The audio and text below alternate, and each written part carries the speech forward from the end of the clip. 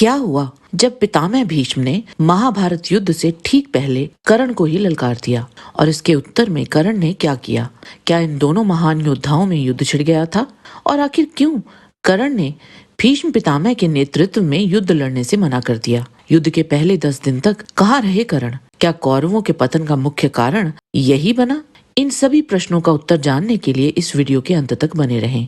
और अगर आपको ये वीडियो पसंद आए तो इसे लाइक और चैनल को सब्सक्राइब अवश्य करें। इससे हमें और भी अच्छा कार्य करने की प्रेरणा मिलती है। महाभारत के उद्योग पर्व अध्याय 60 में युद्ध से पूर्व सभा में बैठे धृतराष्ट्र कौरवों और पांडवों की शक्ति पर विचार करते हुए दुर्योधन से बोले, वत्स दुर्योधन, तुम्हारा पक्ष दुर्बल है। मैं ये बात अनुमान से नहीं कहता हूँ, प्रत्यक्ष देख रहा हूँ, अतः इसी को सत्य मानता हूँ। तुम्हारा पांडवों के साथ युद्ध छेड़ना मुझे किसी भी तरह अच्छा नहीं लग रहा है। यदि इस कलह का अंत करने के लिए संधि के सिवा और कोई उपाय नहीं है तो कुंती पुत्रों के साथ युद्ध छेड़ना ठीक नहीं है। पिता की ये बात सुनकर दुर्योधन भीतर ही भीतर भारी क्रोध करके धृतराष्ट्र से बोले, नृपश्रेष्ठ, आप जो ऐसा मानते हैं कि कुंती के पुत्रों को जीतना असंभव है क्योंकि देवता उनके सहायक हैं, ये ठीक नहीं है। आपके मन से ये भय निकल जाना चाहिए। तब वहां पहले दुर्योधन अपनी आत्म प्रशंसा करता है, उसके बाद कर्ण भी उस सभा में बोलना आरंभ करते हैं। दुर्योधन को हर्षित करते हुए वे बोलते हैं, मैंने पूर्व काल में झूठे ही अपने को ब्राह्मण बताकर परशुराम जी से जब ब्रह्मास्त्र की शिक्षा प्राप्त कर ली, तब उन्होंने मेरा यथार्थ परिचय जानकर मुझसे इस प्रकार कहा, कर्ण, अंत समय आने पर तुम्हें इस ब्रह्मास्त्र का स्मरण नहीं रहेगा।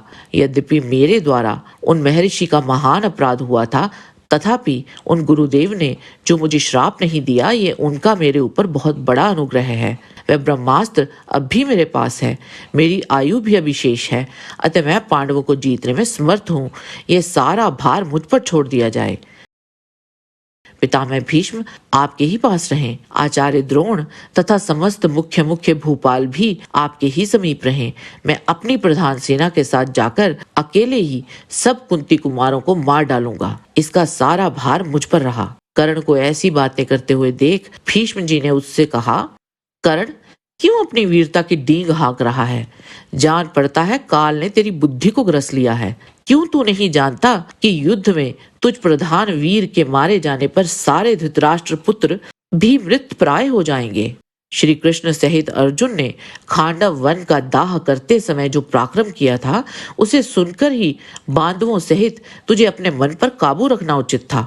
देवेश्वर इंद्र ने तुझे जो शक्ति प्रदान की है, वह भगवान केशव के चलाए हुए चक्र से आहत हो समर भूमि में छिन्न भिन्न एवं दग्ध हो जाएगी। इसे तू अपनी आंखों से देख लेना।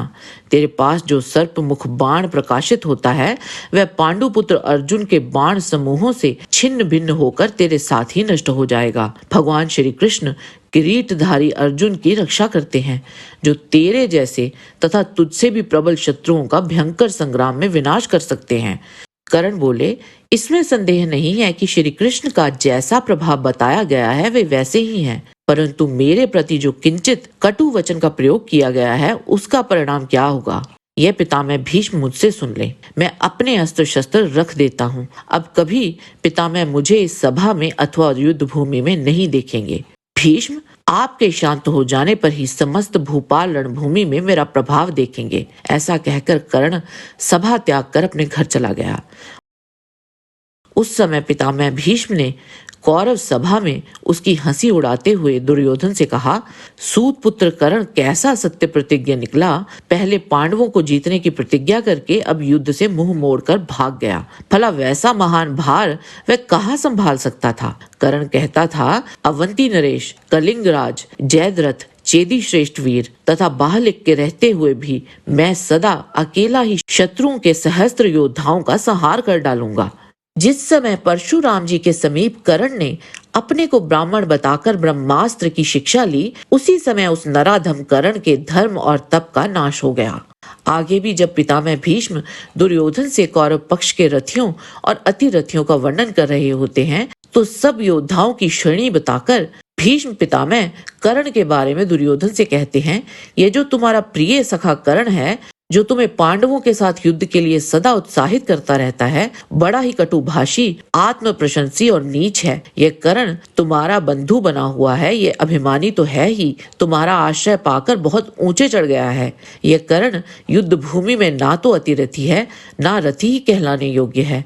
ये प्रत्येक युद्ध में घमंड तो बहुत दिखाता है, परंतु वहां से भागता हुआ ही देखा जाता है। कर्ण दयालु और प्रमादी है, इसलिए मेरी राय में यह अर्धरथी है। अर्जुन से भिड़ने पर यह कदापि जीवित नहीं बच सकता। ये सुनकर कर्ण क्रोधित होकर पितामह भीष्म से बोले, पितामह, यद्यपि मैंने तुम्हारा कोई अपराध नहीं किया है, तो भी सदा मुझसे द्वेष रखने के कारण तुम इसी प्रकार पग पग पर मुझे अपने बाग बाणों द्वारा इच्छा अनुसार चोट पहुंचाते रहते हो। मैं दुर्योधन के कारण ये सब कुछ चुपचाप सह लेता हूँ, परंतु तुम मुझे मूर्ख और कायर के समान समझते हो। तुम मेरे विषय में जो अर्धरथी होने का मत प्रकट कर रहे हो, इससे संपूर्ण जगत को निस्संदेह ऐसा ही प्रतीत होने लगेगा, क्योंकि सब यही जानते हैं कि गंगानंदन भीष्म झूठ नहीं बोलते। तुम कौरवों का सदा अहित करते हो, परंतु राजा दुर्योधन इस बात को नहीं समझते हैं। पितामह, केवल बड़ी अवस्था हो जाने पर, बाल पक जाने पर तथा बहुसंख्यक भाई बंधुओं के होने से ही किसी क्षत्रिय को महारथी नहीं गिना जा सकता। तुम राग द्वेष से भरे हुए हो, अतः मोहवश मनमाने ढंग से रति अतिरथियों का विभाग कर रहे हो। महाबाहु दुर्योधन, तुम अच्छी तरह विचार करके देख लो, ये भीष्म दुर्भाव से दूषित होकर तुम्हारी बुराई कर रहे हैं। तुम इन्हें अभी त्याग दो। तुम प्रत्यक्ष देख रहे हो, हमारे तेज और उत्साह की विशेष रूप से हत्या की जा रही है। कहाँ रथियों को समझना और कहाँ अल्प बुद्धि भीष्म।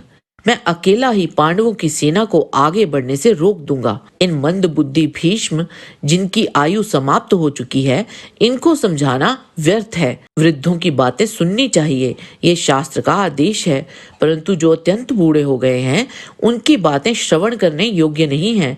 मैं इस युद्ध में अकेला ही पांडवों की सेना का विनाश कर दूंगा, परंतु सारा यश भीष्म को मिल जाएगा। नरेश्वर, तुमने इस भीष्म को ही सेनापति बनाया है। विजय का यश सेनापति को ही प्राप्त होता है, योद्धाओं को किसी प्रकार भी नहीं मिलता। अतः मैं भीष्म के जीते जी किसी प्रकार भी युद्ध नहीं करूंगा, परंतु भीष्म के मारे जाने पर संपूर्ण महारथियों के साथ टक्कर लूंगा। पितामह भीष्म बोले, सूत कुमार, इस युद्ध में दुर्योधन का ये समुद्र के समान अत्यंत गुरुतर भार मैंने अपने कंधों पर उठाया है। ऐसे अवसर में मुझे ये पारस्परिक भेद उत्पन्न नहीं करना चाहिए, इसीलिए तू अभी तक जी रहा है। यदि ऐसी बात ना होती तो मैं वृद्ध होने पर भी पराक्रम करके आज तुझ बालक की युद्ध विषयक श्रद्धा और जीवन की आशा का एक ही साथ उच्छेद कर डालता। जमदग्नि नंदन परशुराम ने मेरे ऊपर बड़े बड़े अस्त्रों का प्रयोग किया था, परंतु वे भी मुझे कोई पीड़ा ना दे सके। फिर तू तो मेरा कर ही क्या लेगा। दुर्मते, तू जिसके साथ सदा स्पर्धा रखता है, उस अर्जुन के साथ समर भूमि में युद्ध कर। मैं देखूंगा कि तू इस संग्राम से किस प्रकार बच सकता है। उस समय दुर्योधन ने बीच बचाव करते हुए पितामह भीष्म जी से कहा, गंगानंदन, आप एकाग्रचित्त होकर मेरे परम कल्याण की बात सोचिए। आप और कर्ण दोनों ही मेरा महान कार्य सिद्ध करेंगे। कर्ण और भीष्म पितामह के इसी कटु संवाद के कारण ही कर्ण ने भीष्म पितामह के नेतृत्व में युद्ध लड़ने से मना कर दिया था। जय श्री कृष्ण। आज के वीडियो में बस इतना ही। आशा करते हैं कि आपको हमारा ये वीडियो पसंद आया होगा।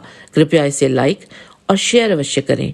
किसी भी प्रकार की त्रुटि के लिए आप सबसे क्षमा याचना करते हुए आपसे निवेदन है कि प्रेम पूर्वक परम पिता परमात्मा को मन में धारण करें और बोलें, वैदिक सनातन धर्म की सदा ही जय।